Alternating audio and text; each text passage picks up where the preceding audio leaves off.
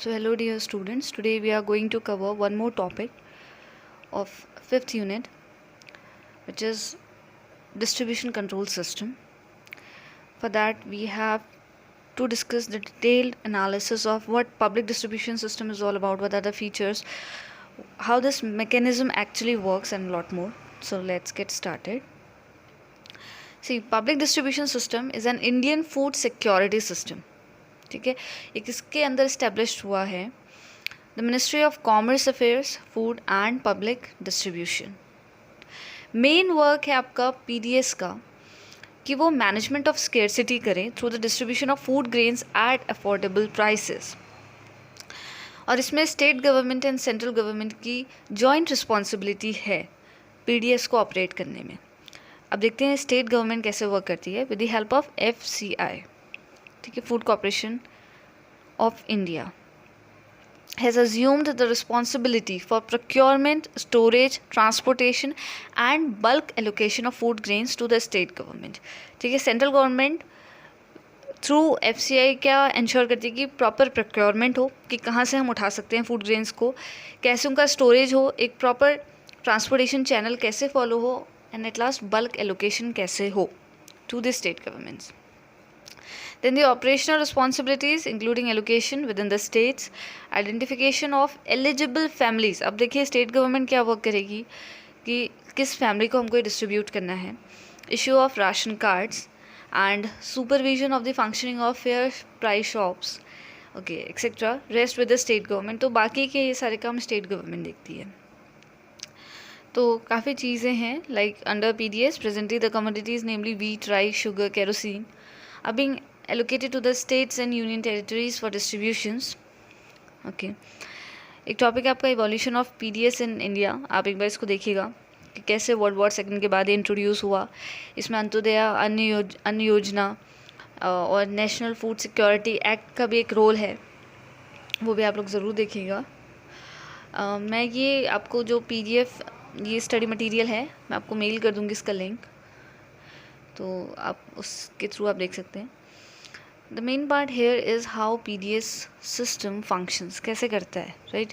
तो इसमें आपका the central and state government share responsibilities in order to provide food grains to the identified beneficiaries.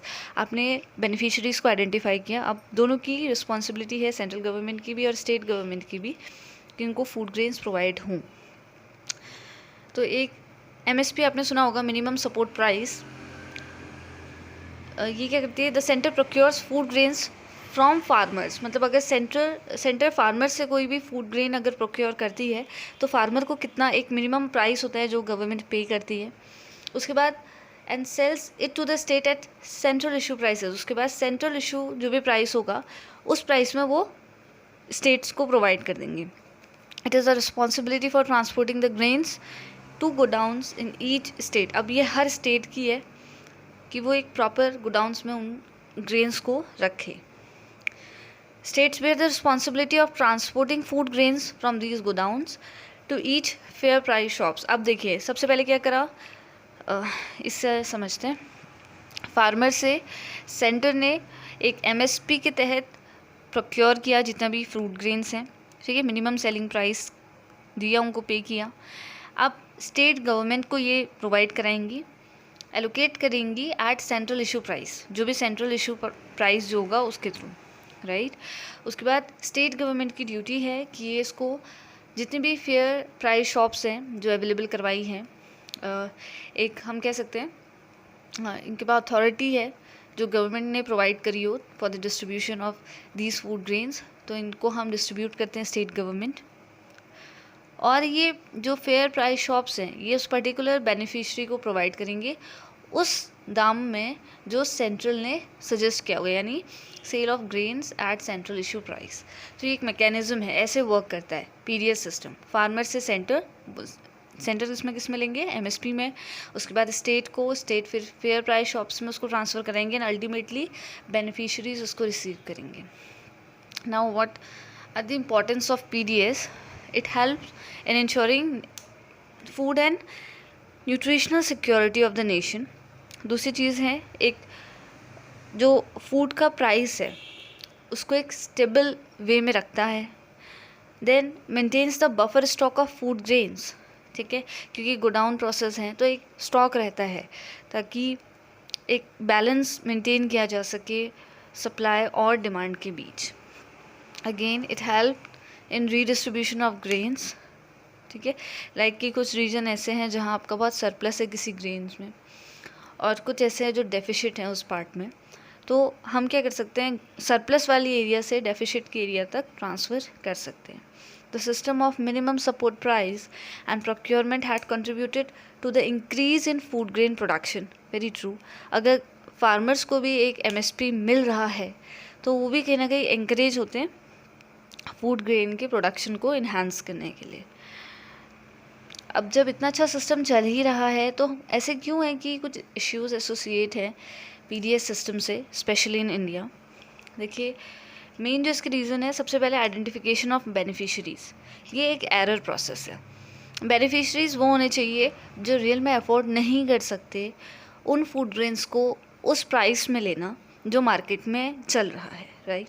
तो उससे कम में वो उसको अफोर्ड कर पाएंगे, लेकिन हमारे लिए वो आइडेंटिफाई करना मुश्किल होता है. सैम्पल सर्वे वगैरह ये सब थोड़ा वेग हैं, ये कह सकते हैं कि पूरे इन्फॉर्मेटिव नहीं हो पाते.